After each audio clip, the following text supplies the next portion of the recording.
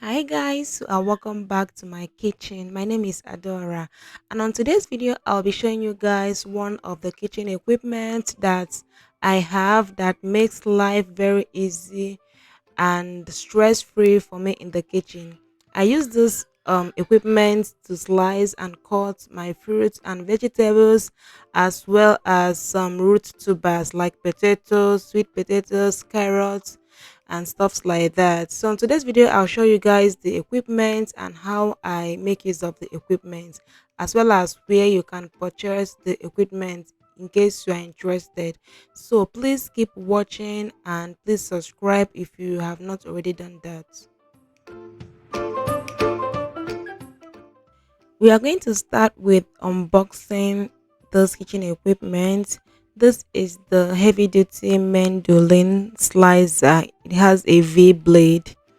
And real quick, I'll just show you guys all the components. So here is the manual. It shows how to change the blade, the product specifications, how to clean, and how to troubleshoot in case you encounter any problem.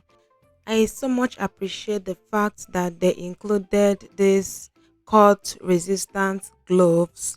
These are lifesavers because these blades are so sharp, especially the Julian ones. So here is the blade storage box, and in here it has four blades. One blade is already attached to the equipment.